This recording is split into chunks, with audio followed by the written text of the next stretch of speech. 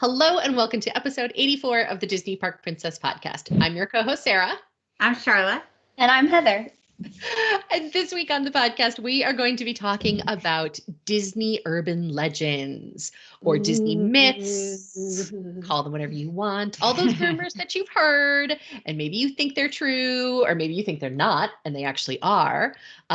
We've got a whole list of them. So we're going to be talking about all of those things coming up. But first of all, hi guys, how you doing? Good. Hanging in there. Hanging in there. It's day 942. Is it getting easier for anyone at this point? Because I feel like it's not getting easier for me, but what about you guys? Yes and no. It's easier in some ways because we're allowed to go more places, but it's not easy because we're not allowed to go all the places, and I don't feel totally safe going to the places that we're going to. So, but it's, as far as life goes, I feel okay today. Things are good. Yeah. I feel like I did really well with it for a really long time.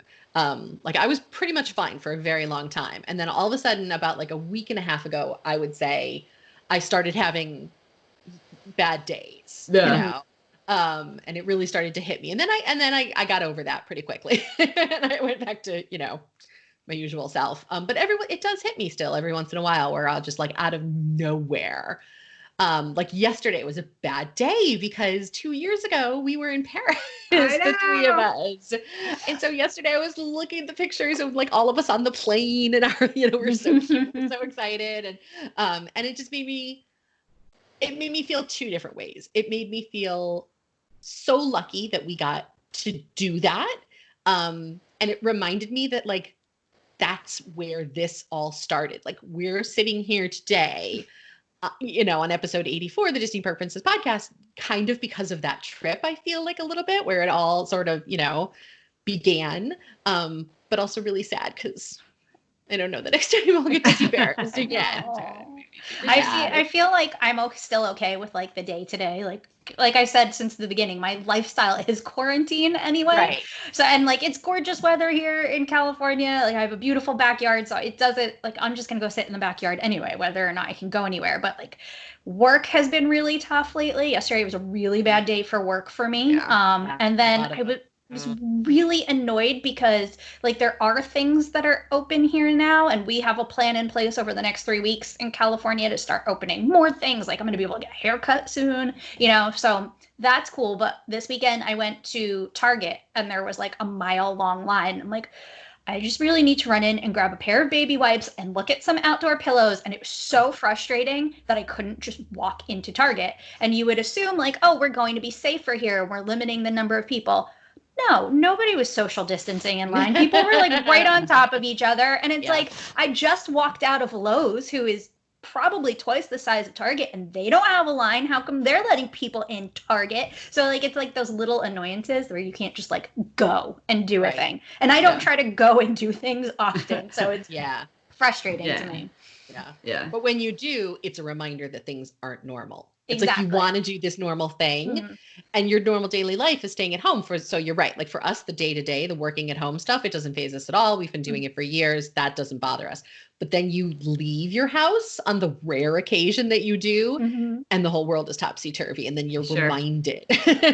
Here's what I'm holding on hope to though, guys. Yesterday, our governor announced that they have a plan to open up the next phase. It'll probably start in about 3 weeks or so, seeing how things go. But the next phase, in addition to things like hairdressers and all that, is in-person retail, which means I will be able to go back to Bath and Body Works and buy all of my candles and my pillow sprays and all the things that everybody made fun of me for hoarding, but I haven't run out of my candles or my soaps or any of that yet.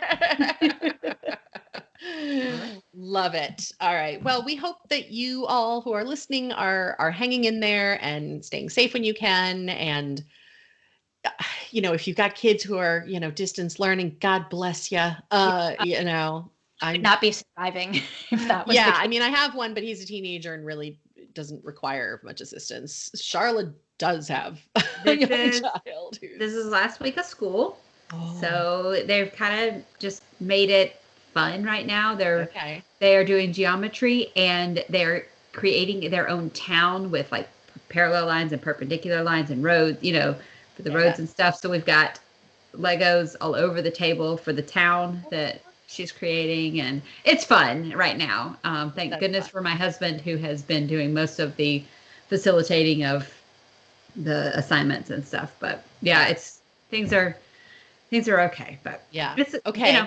But here's my question for you and for all of our listeners who live in the South and get out in May. Now what? That was my question too. Like, what happens for summer? Okay. I don't know that. Okay. Some camps are opening. Some camps are opening with restrictions, and we have to make some decisions on some of the stuff that we've already signed up for. So, okay. Yeah. I don't know yet. Maybe ask me that in the next couple of weeks. Okay. Because I feel like it's rough enough that they're home learning, right? And like normally this is your respite, and then summer comes and you're like, okay, I'm prepared for 2.5 months of my children at home, but then you have camps, or you can go to programs at the library, and now you can't. And now they're just home with nothing to do. Yeah. And I mean, I've still got crazy work right now, and I'm just trying to ignore it, really. It is what it is. If you're one of Sharla's clients and you're listening, she's not talking about you. She's talking about other work. I'm not ignoring my clients. I'm ignoring the suppliers, but whatever. I started a new training plan for running. It's all crazy right now. I don't know why I'm doing all this, but I guess it's the only thing that keeps me sane, right? Well, all right. So here's my question for you. And by the way, we've gone completely off topic now, and feel free to fast forward if you need to, because we're now just diving right into this. So here's my question for you, because this is something that I sort of felt really strongly that I was doing during the pandemic, because I work at home all the time. I have felt a lot of pressure, I feel, to be even busier than I normally would be. And I think it's because the conclusion I finally came to is I have an audience who is witnessing exactly how busy I am. But also I feel like I need to sort of like prove to the people that sort of naysayed or thought we just sat around and ate bonbons, or like didn't really think we worked really hard. I feel like I need to prove, like, see, it's not as easy as it looks, right? See, we're busy. See, we're doing things. And so even when I don't have something that I technically like need to be doing, I find myself doing stuff anyway. And if it's not work related, I'm baking bread, or I'm cooking, or I'm like I'm doing something. I was like that at first, but now the past couple of weeks, I'm like, no, I don't want it anymore. See, I'm not like that. I don't have an audience anyway, because Justin is business as usual. So like, I don't have an audience to be busy for, and I'm just busy anyway with all of, cancellations and all this stuff coming in. So by the time like work actually quiets down in the afternoon, I'm like, no, I've earned my chance to sit on the couch for 30 minutes and watch whatever I'm going to watch before, East Coast people are off for the day and they start emailing me when they're done with their stuff. So I really like, my schedule hasn't changed much at all. Yeah. I'm definitely busier than I was beforehand. I maintain what I said last week. I would really like a week of actual quarantine that everybody else gets to have, where I sit on the couch and I don't shower, I don't get dressed, I don't know what day it is. Like, I want a week of that. Yeah. Then I would be bored, but I really, really would like a week of just actual quarantine and not doing anything. I think that's called vacation. Listen, I'm supposed to be on one of those right now too, and I don't get that. So I need something. I honestly don't know anybody that's on like quarantine. Oh, I know so many doing people. Something. Do you? See, I don't know anybody. And they're other than my parents, and they're retired, so they're going absolutely insane. Like, like the first couple of weeks we're cleaning everything, and then it was we're baking everything, and now they're Zoom meeting all the time for things that don't even need it. But like we're just gonna sit on Zoom and talk to each other, or we're gonna do Zoom workouts, and like they're genuinely trying to keep busy because they have nothing else to do. And that is my dream for 1 week. After that, I would go insane, but a week of that would be delightful. Yeah. All right. Well, so that's how we're doing. how are you doing in all of this? Our listeners, how are you guys hanging in there? Since we just ranted about Since it. we just ranted, yeah, feel free to vent. Feel free to come to us and vent. Feel free to email us, post in our Facebook group. Thank God for that Facebook group is all I have to say. It's so entertaining.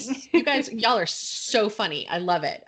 So everybody that's posting photos and memes and videos and all kinds of stuff. And I know I'm relentless. I'm super annoying. I share everything that I think is funny. But I try to keep it if it's only Disney related. Otherwise, I would be bombarding you nonstop, like I would do the two of these every time I think something's funny. I'm totally okay with the video you sent today because that was amazing, and I shared it myself. And I knew Heather didn't care about it because it's an 80s movie, but I knew you would like it. Yeah. I'm probably gonna put it in the Facebook group anyway because it has made my day. Right? It was the best. I think we should. So I'll share it. Share it in the Facebook group, and if you haven't, seen it yet, you just go in and watch it because it's going to be in there by the time you hear this. It's so really good. Funny. It's really funny. Yeah. I was howling laughing this morning. Me too. Yeah. Anything that makes me laugh these days, like anything that is sort of lighthearted and warm-hearted. And, like I watch some good news every week with John Krasinski. Like I need all of those things, because the rest of it's just so much. It's just so much. All right. So coming up next on the Disney Park Princess podcast, we are going to get into it. Not all, some of the Disney urban legends that you have heard and wondered about, true, not true, or undetermined. All right. So let's get into these, ladies. We had a lot of fun coming up with this list, but let's talk about the urban legends quickly that we're not, because I know a lot of people are expecting to hear certain urban legends that we're just not going to be discussing. Walt is cryogenically frozen. Yes. We're not going to talk about it. I feel like that's not an urban legend anyway. It's not true, but okay. Yeah. So we're not going to get into the dark underbelly of urban legends. Like, we're not talking about whether Walt is cryogenically frozen. We're not talking about, does anybody die in Disney Park? Like, we're not getting into. We're just talking about the fun stuff. Like, yeah. Is that maybe true? I don't know. Yeah. Maybe we talk about George the Ghost, though. We'll see if he comes up. Oh, yeah. That's fine. I thought about that. All right. So, yeah. Basically, we just want to have fun with it. And there's stuff that we've left off. And there's stuff that we are going to talk about that we don't necessarily know the answer to. Don't care. So. Yep. What we're talking about. Yeah, this is not by any stretch of the imagination an all-inclusive list of every Disney urban legend you've ever heard. These are just the ones that made us smile or laugh or that we actually knew something about and we're really excited about. All right, so let's get started. Heather, why don't you start with one of our Disneyland items? So I feel like this is something that everybody has heard about, right? And I think that a lot of people know about it, but then a lot of people really don't believe it's true.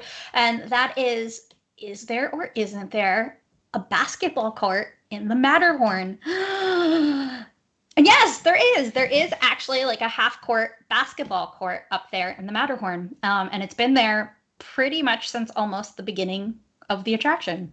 Yep.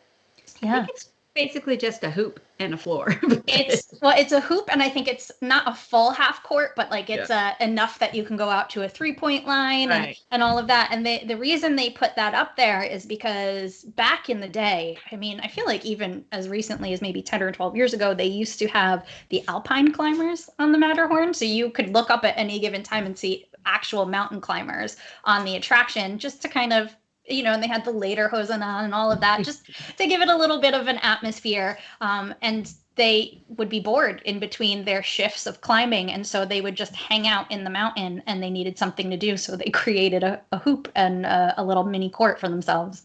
Yeah. I miss having the climbers on the Matterhorn. That was so cool. Come on, Disney, get it together. I love all of that little like streetmosphere type, entertainment. Do something cool like that again. Yeah, right? That was a fun one. So yes, that one is true. And in case you doubt us, I think that was also in the Imagineering story on Disney Plus. So sure was. Yep. Confirmed. 100% true. Yes. Yeah. All right, Sharla, this is one that you, when I put it on the list, got very excited about. So why don't you talk to us about whether or not you can see Walt Disney in the Haunted Mansion ride? Okay, no, you cannot. So if you're riding the Haunted Mansion, this is true in Disneyland and Disney World. There are, in the graveyard scene, there are some singing busts. And one of the busts has, the heads. And one of them has fallen over and is broken. And a lot of people think that that is Walt Disney because it actually does It looks just like him. Yeah, kind of look like Walt Disney. But it is not Walt Disney. It is a man named Thurl Ravenscroft, and it's a weird name. But there are homages, first of all, to Thurl Ravenscroft in other places in the Haunted Mansion, such as in the new queue at Walt Disney World. There's that organ that you can play, and it's the Ravenscroft organ. Yep. He is the bass voice on any old Disney movie soundtrack. You know, we talked about the Jungle Book last week. When Shere Khan comes in and sings "That's What Friends Are For," that's Thurl Ravenscroft. Any bass that you hear, that's him. He was Tony the Tiger. He sang "You're a Mean One, Mr. Grinch." That's him. Yeah, so, you've heard him a million times, and you probably didn't even know it. Yeah. So his name is Thurl Ravenscroft. He was a bass in the 50s, 60s, and 70s. Amazing bass voice. Did not get credited in for singing "You're a Mean One, Mr. Grinch," but unacceptable. Yeah. what So a fantastic name though, Thurl Ravenscroft. Yeah. Sounds like some sort of like romance novel or something. I hope it's his real name and not a stage name. As far as I know, it is. Oh, that's funny. But you can hear him in Pirates of the Caribbean. You can hear him in the Tiki Room. He's in everything. If you listen to him a few times, and you'll hear it everywhere. Yep. Okay. Up next, River Country. In case you are very young and don't know what we're talking about, but if you're a true Disney fan, I know that you do, and you're listening to us, so you're a true Disney fan. River Country was a water park that existed near, sort of in between the Wilderness Lodge, and I'm trying to remember which side it was on. It was between the Wilderness Lodge and Fort Wilderness, right? Yes, because when they remember, until recently, they had the picnic, the character barbecue with Mickey and Friends Backyard Barbecue. Yes. While you were waiting to go into the picnic pavilion, you could kind of look through the fence and sort of see run down. Yeah. And you could sort of see parts of it as you go by on the boats. Like if you take the boat from the Wilderness Lodge, Fort Wilderness, you could sort of see it. It closed in 2001. And the rumor as to why it closed was that somebody had contracted a brain-eating amoeba and died. And that's what caused it to close. Now, we're laughing. I know. We shouldn't laugh because there is some truth to this rumor. Somebody did contract an amoeba and wind up dying through a series of long complications. However, that happened 20 years before River Country closed, actually. So it had nothing to do with why River Country closed. It was a very sad situation, and that's terrible for that family. But it was just one of these bizarre, sort of fluky things. And I don't know that they were ever actually able to link it 100% to River Country. So it, could have been anything. It's Florida. I thought that was I didn't actually realize that there was somewhat of a truth to it. I thought it was just completely made up. No, it's not completely made up. There is some truth to it. However, it really had more to do with the economics in the theme parks following 9/11. It had gotten down to seasonal operation at that point, and then 9/11 happened, and then that was pretty much the end for River Country. Yeah, because they had the other two water parks by that point anyway, which were so much newer, and I don't even know that I ever went to River Country. I may have when I was younger, but I'm not a water park person anyway, so I can't imagine that my parents brought me there. Yeah, it was not a super, that was actually what I liked about River Country, was that it was not like a super extreme water park. It was more just like a pool on steroids. Yeah, there was some fun water slides and stuff, but it wasn't anything like Typhoon Lagoon or Blizzard Beaches. Yeah, it was cute because it was themed after like a country watering hole, right? Like you might find in the South, or you know what I mean? And so like you could like actually go out and swim in Bay Lake, and it was just like it was cute. Fun. It was cute that like it wasn't like this highly chlorinated all of whatever, it was just, oh, here we are at the pool, like rope swing out into the lake. Like that's adorable. Yep, exactly. So the other thing that I really miss, and this is not an urban legend, I'm not entirely sure why it closed, is Discovery Island. So just a moment of silence, RIP Discovery Island with all the birds. Animal Kingdom. Well, you can just go camping there. Just saying. That's true. She's lying. I'm not lying. Somebody did. Okay, but he wasn't allowed to do it. Yeah, he wasn't allowed to do it. I'm not saying that. Well, you did. You just said you can go camping there. You can. I'm not saying the consequences of what will happen if you do. You can do anything, but there are consequences. Yeah. All right. So while we are in the vicinity of the Magic Kingdom, since we're at River Country right now, Sharla, why don't you talk to us about one of the ones that you had put on the list about Cinderella Castle? Oh, so I have heard this rumor like every time hurricane season comes through. Yes, it's like it will never die. Yeah, clockwork. Somebody posts a picture of Cinderella Castle and the crane, which they actually use that crane to put up the holiday lights. But they say, oh, the crane is up. They're removing the turrets because the hurricane is coming. Well, that's not true. Those turrets do not come down.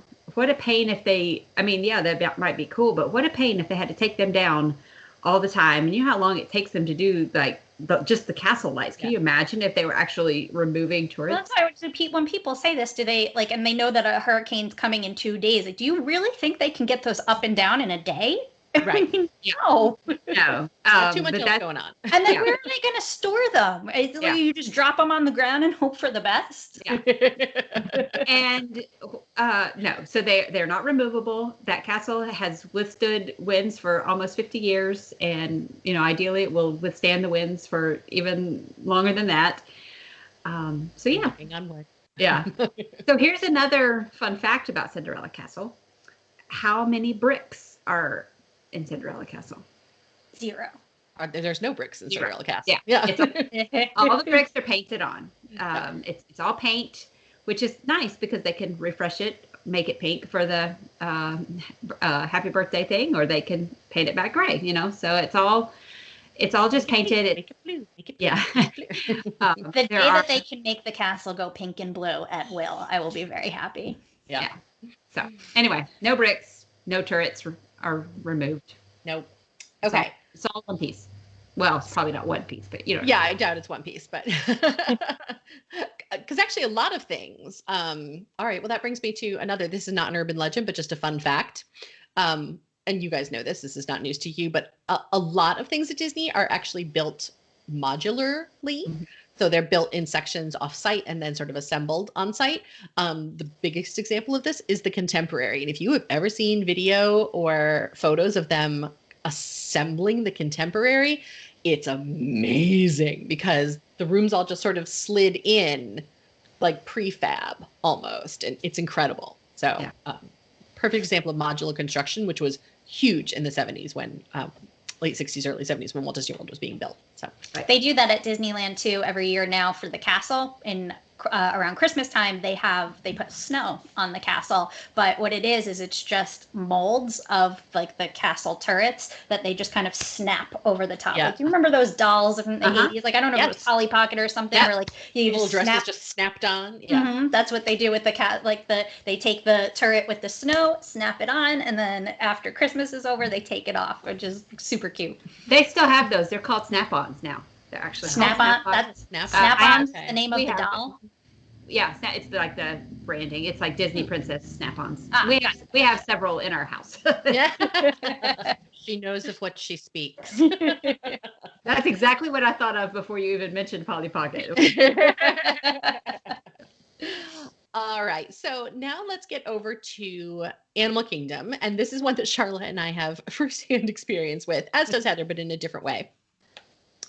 The lions in Animal Kingdom and the big rock formation that they're on, which I always call Pride Rock. I have no idea if that's actually what it's called. I call it Pride Rock. Yes. Is it or is it not heated and or air conditioned? Discuss. Well, the reason that we mentioned this is I had always heard that it was. And so when Sara and I were riding Kilimanjaro safaris in February, we happened to be seated in the front row right next to the driver, and he would turn off the microphone and tell us several things. And I said something about it being air conditioned, and he turned off his little microphone and he leaned back and he said, "That's not true. It's not air conditioned." And we said, "Oh, that's news to us. Cool." But then we were watching the Imagineering story the other day, and they specifically said on the Imagineering story, which I trust more than just random cast member, Yeah, that they are indeed air conditioned. Yeah, or they're climate controlled, I think Right. it is. Yeah. So yeah, they can be warmed up, I think, in the winter if it gets cooler or whatever, and they can be cooled down a little bit in the summer. Right. Yeah. And then Heather, you said you know that for sure. I do know that for sure because, like I mentioned, when I worked at backstage at Animal Kingdom, they are in fact heated and air conditioned. Just because the lions are from Africa, they are not accustomed to Florida heat and humidity, and they're not accustomed to the colds that Florida gets in the winter. And so, to encourage the animals to stay out on the savannah and also be comfortable, they do radiant heating in the rocks and the air conditioning. And I would absolutely lay all over that if I was those lions. I would do it as a human being in Florida heat and humidity. So I understand why. They also, and I'm sure we all know this, anytime you go on the safari or maybe you've done the Wild Africa trek, but the Imagineers have a lot of cool ways to make it look like the animals are right in front of you, but there's really no way that they can get to you, or like how they dig out the pools for the elephants so it looks like they're right there, but really it's super deep and they can't come near you, and it's a whole thing. So there's a lot of little hidden details like that in the safari so that they don't have to use fencing. Right. And it looks like it's a real African plain or whatnot. Yeah. Right. Yeah, it's amazing. And it's always interesting to me because they do such a good job of that every once in a while you will spot like a tiny bit of fencing or like a little bit of the behind, and it's like, oh, it's always very exciting when you glimpse it because you feel like you're, seeing behind the scenes. All right. So the last one I had on my list, Sharla, this one was from you. This is a story that my husband tells from when he was a cast member at the Magic Kingdom, and he did the college program and he worked in custodial. And it's a long-standing rumor that the trash cans at the Magic Kingdom are hooked up to their the central vacuum system for trash. So this is partially true, partially not true. I think it's called AVAC is what it's called. He'll correct me if I'm wrong, and I'll correct it next week. But each individual trash can is not connected. But they go and they take it and then they dump it in the backstage, and that is connected to the central vacuum for the trash, and that's where it gets sorted and all of that. I wanted this to be true so badly. Me too, because then I want one for my house. Yeah. Right? So there is a vacuum system. Right. But it is not connected to each trash can. And there was a man that came up to him while he was working and said, "Oh, I know this is true. All these trash cans are connected to the system." And my husband said, "No, they're not." And because he was actually emptying the trash. And he said, "No, it's true." And so my husband literally said, "It's not true. Look." And he picked up a trash can and he moved it 3 feet down. And you couldn't see, but there was no telling this man that was not true. So that poor man believes that is true, and it is not true. You can't actually. They are all individual trash cans. They can be moved. Could you imagine, though, that if they were connected, because all somebody would have to do is, "Oh, I dropped my ring in there," and they drop their hand in too far, and then they get sucked in. There's too much of a liability, folks. Right. But there is a vacuum system for trash, and it is apparently one of the coolest things, technology-wise and stuff. But it is not connected to every single can. So. Rats. Yeah. I wanted that one to be true. I still want it for my house. Right. I so badly. Yeah.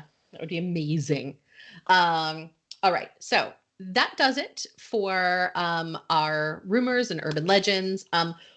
One thing that we did not get into that I meant to talk about at the top of the show, so we'll talk about it now. We'll do a little news segment here at the end because we got so distracted talking about what we're doing in quarantine. It is the week, folks. A tiny little section of Walt Disney World is opening this week. So today, as you're hearing this, as you're listening now, yes, breaking news. Except it's been all over the place for a week and a half, but that's all right. Some stores and restaurants, specifically non-Disney owned locations, are opening at Disney Springs today, Wednesday, May 20th. Not all non-Disney locations and restaurants, but some, a select few. And then on May 27th, the Disney-owned locations are going to be opening as well. So there are a lot of restrictions around this. They have not just opened up the floodgates. So there is a lot of restrictions and things. I definitely recommend that you go to the Disney Springs website if you're planning to visit and, look at what the restrictions are and what's going to be required of you. Masks are required, social distancing is required, so on and so forth. Disney also put out a legal statement that basically says that you accept that if you are going to Walt Disney World or Disney Springs or a park or a hotel, that you accept the inherent risk that you may potentially be exposed to COVID-19. So that is now basically part of Disney's boilerplate legal statements. You want to know what, though? I'm glad that they did that because that means that they see a future opening fairly soon, because once the legal team gets involved and they say, if you do this, you're covered, then Disney, I've noticed in all aspects of their business, any given time, once the legal team is involved and has their statement out, the company feels free to move. And then you're going to see things start to happen. So hopefully that means, over the next few months, they announce park openings or hotel openings. Yeah.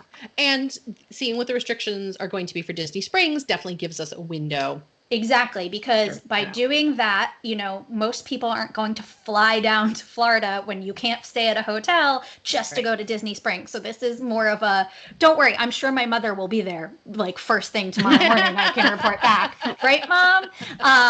But it's for the locals, for them to kind of start testing this out. How many people are going to try to come? How many people can we handle? Because there are going to be, parking limits, capacity. I don't know if Disney is doing temperature control. I know Universal is. They are doing temperature screening. Okay. But yeah. So, this is like, if they can handle this tiny bit at Disney Springs, then hopefully, let's look at opening the hotels and the parks and see what that looks like for us. Yeah. And Universal Citywalk is already open. They opened last week in a somewhat limited capacity, although it seemed to me, I didn't look at the official list, but it seemed like pretty much almost all of Citywalk was most reopened. Of it is open. Not the movie theaters, and that's going to be true for Disney. And I don't think Blue Man Group are not reopening. Yeah, no Blue Man Group, like nothing that's a show. So no Blue Man Group, no AMC, no, none of that stuff. But most restaurants and shops have reopened. Which is good because, Florida opened back on May 8th. They said that restaurants were allowed to start reopening. They had to do social distancing and half capacity or whatever capacity protocols there were. So it was kind of sad to know that other restaurants could open, but the Citywalk and Disney Springs couldn't, and those cast members and those employees were suffering. They couldn't go back to their job just because they're part of a bigger conglomerate that didn't want to get in trouble. Well, their friends that maybe worked at a bar down the street were able to go back to work. So at least these people are getting back to work, and that's really good. Yeah. Yep. So anyway, stay tuned. It's a start, and I do just want to say that just because something is open does not mean necessarily that you have to go there. It's use your best judgment, use your common sense. What works for you may not be what works for somebody else. And so on our Facebook group and on our podcast, we try to be a judgment-free zone. So if you see people talking about they went to this place or I would never go to this place, we're going to shut that type of stuff down in a hurry because we're not here to judge if somebody does go to Disney Springs or does not go to Disney Springs. As long as you're following the rules, we're rules girls. That's pretty much the bottom line. We're rules girls. And, as long as you're not doing anything that hurts anybody else, then we're assuming you're a grown-up and using your best judgment. So I'm just putting that out there so that it doesn't get ugly on the Facebook page later. Which nice almost never people. happens. Almost never happens. Kind. Yeah. Yeah. And people, I have to say, our Facebook group is everybody's really universally wonderful. Like, this is really a preemptive strike,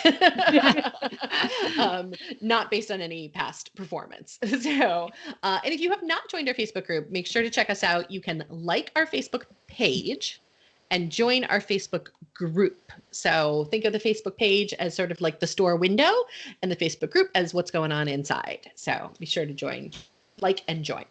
All right, that's it. So Patreon, if you are a Patreon subscriber, thank you. If you are not a Patreon subscriber and have no idea what we're talking about, Patreon is one of the ways that we help fund the Disney Park Princess podcast and the website. If you have never run a podcast or a website, you would not believe the amount of fees that are involved in things like sending you guys emails, keeping the website running, making sure we have an email provider, creating those graphics, hosting the podcast, hosting the website. And you guys are helping us pay all those bills, and we are incredibly grateful. And so you can join at the $5, $10, or $15 a month level. Those things get you different perks, but all of our Patreon subscribers get access to our bonus content. And this week, our bonus content is going to be the 4th installment of our least favorite series. So we're doing least favorite restaurants in each park, and this week is Animal Kingdom. So, yep. And then we're going to do another one. We were originally only going to do 4, and then we thought we can't leave Disney Springs out. We have to do Disney Although, Springs. to be fair, there are so many restaurants at Disney Springs now. I feel like I don't even know what are there to say I like it or I don't.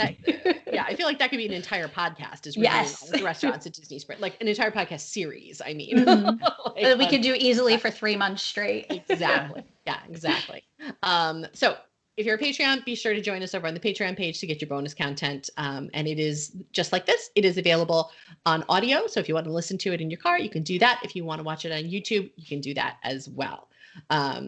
So that's it. Next week, we are talking about, I know what we're talking about. This is Heather's idea. Heather, you want to tell us? I had an idea today, mostly based on the shirt that I am wearing right now, but I'm not going to show you because I'm going to talk about it next week, about my Disney pet peeves. And then we got to talking about, okay, Disney pet peeves is a great idea, but what if we talk about how to be a good Disney guest? Because I will always take an idea and try to put a positive spin on it. But really, it's about my Disney pet peeves. But I know, it's really, This is the eternal struggle of the podcast. Heather's like, I want to complain about this, and I'm like, but what if? But yes, so we all have Disney pet peeves. We all have. I've heard one podcast refer to it as stupid guest tricks. It's another one I like. We're going to put a positive spin on it and call it how to be a good Disney guest. I would not call any guest stupid. No. If you're just unaware. Yeah. unaware. Yes. Yeah. Common sense tricks that you can use on your Disney vacation so as not to annoy the guest next to you. Look, she came up with her own Sara-ism. I'm so proud. I'm like a proud mama. She took her own thing and put a Sara-ism on it. I love it. It's fantastic. Yes. All right. So join us next week for how to be a good Disney guest, aka Heather's pet peeves. And be sure to join us on Patreon. We'll talk to you guys next week. Bye. Bye. Bye.